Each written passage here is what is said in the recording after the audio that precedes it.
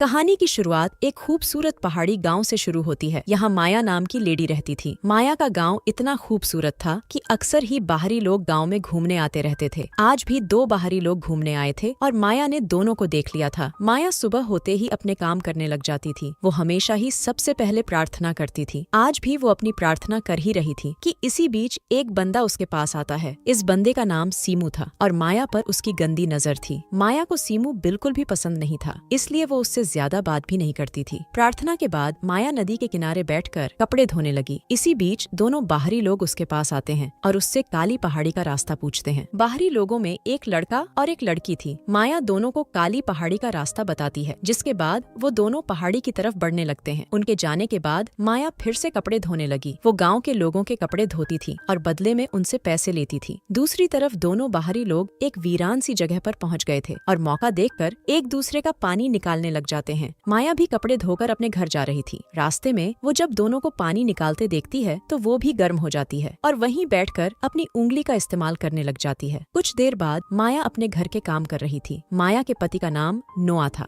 1 साल पहले उसके साथ एक हादसा हुआ था, जिस कारण वो चल नहीं सकता था। माया नोआ का पूरा ख्याल रखती थी और उसकी खूब सेवा करती थी। रात को नोआ माया से बातें कर रहा था। नोआ की टांगों का ऑपरेशन तो हो गया था, लेकिन वो अभी तक चलने फिरने नहीं लगा था, इसलिए डॉक्टर ने उसे थेरेपी करवाने को कहा था। नोआ के पास थेरेपी के लिए पैसे नहीं थे, जिस कारण आजकल वो उदास ही रहता था। माया उसे समझाती है कि मैं जल्दी ही पैसे इकट्ठे कर लूंगी और फिर मैं तुम्हारी ऐसी थेरेपी करवाऊंगी कि तुम जल्दी ही चलने लगोगे। इतना कहकर वो नोआ के पास आती है और उसे गर्म करने लगती है। हादसे के कारण नोआ की ताकत भी चली गई थी, इसलिए माया की कई कोशिशों के बाद भी उसका डंडा गर्म नहीं होता और बेचारी माया प्यासी ही रह जाती है। अगले दिन गाँव में एक नया लड़का घूमने आता है और इस नए लड़के का नाम बिंसो था। रोज की तरह माया आज भी नदी किनारे कपड़े धो रही थी। बिंसो उसके पास आकर उससे काली पहाड़ी का रास्ता पूछता है। माया उसे पहाड़ी के बारे में बताकर पूछती है कि क्या तुम्हारे साथ कोई नहीं है। बिंसो बताता है कि मेरी कोई लवर नहीं है, इसलिए मैं अकेला ही घूमने आया हूँ। इतना कहकर वो माया को एक एनर्जी बार देता है और माया को वो बेहद पसंद आती है। बिंसो अब जैसे ही चलने लगा तो माया भी उसके साथ चलने को तैयार हो जाती है। बिंसो जिस तरफ जाने वाला था उसी रास्ते पर माया का घर था, इसलिए वो बिंसो के साथ चलने लगती है। थोड़ी देर चलने के बाद माया के पैर में मोच आ जाती है, जिसके बाद बिंसो उसे संभालने लग जाता है। वो जल्दी जल्दी माया की मोच निकाल देता है। बिंसो ने माया को छुआ था, जिस कारण वो गर्म हो गई थी। बिंसो भी मौका देखकर उसकी गुफा में धमाके करने लग जाता है। अगली सुबह माया एक बंदे का हिसाब किताब कर रही थी। बंदे के जाते ही बिंसो उसके पास आता है। माया उससे पूछती है कि तुम मेरे घर तक कैसे पहुँचे। बिंसो बताता है कि मैंने गाँव वालों से तुम्हारा घर पूछा। बिंसो को माया से प्यार हो गया था, इसलिए वो यहाँ पहुँचा था। माया उसे बताती है कि मैं शादीशुदा हूँ और मेरा पति घर में है। उसकी बात सुनकर बिंसो हैरान हो गया। माया उसे ये भी बताती है कि मेरा पति चल नहीं सकता, इसलिए मुझे उसका ख्याल भी रखना पड़ता है। ये सुनते ही बिंसो उसे बताता है कि मैं शहर में थेरेपी करता हूँ और मैं तुम्हारे पति की मदद कर सकता हूँ। बिंसो की बात सुनते ही माया उसे अंदर लाती है और अपने पति नोआ से मिलवाती है। वो नोआ से झूठ बोलती है कि बिंसो यहाँ घूमने आया है और गाँव वालों ने इसे हमारे घर भेजा है ताकि ये तुम्हारी थेरेपी कर सके। माया की बात खत्म होते ही बिंसो नोआ का हाल चाल पूछता है और फिर उसकी रिपोर्ट्स देखता है। रिपोर्ट्स देखने के बाद वो हादसे के बारे में पूछता है। उसे बताया जाता है कि नोआ पीठ के बल एक पेड़ से गिरा था। सारी बातें सुनने के बाद बिंसो नोआ की टांगों की जांच करता है। जांच के बाद बिंसो माया के साथ घूमने लगा। वो माया को बताता है कि मैं जल्दी ही नोआ की थेरेपी शुरू कर दूंगा और बदले में तुमसे कोई पैसे भी नहीं लूंगा। घूमते घूमते बिंसो माया को अपने टेंट के पास ले आता है। बिंसो इसी टेंट में रहता था और मौका देखकर माया की गुफा में धमाके करने लग जाता है। सीमू भी इसी जगह पर था और वो साला छुपकर दोनों की वीडियो बना लेता है। अगले दिन बिंसो ने नोआ की थेरेपी शुरू कर दी। माया बिंसो के पास ही खड़ी थी और मौका मिलते ही अपने तरबूज बिंसो की पीठ पर रगड़ रही थी। नोआ ने दर्द के कारण अपनी आंखें बंद करी हुई थीं, इसलिए वो माया की शरारत देख नहीं पा रहा था।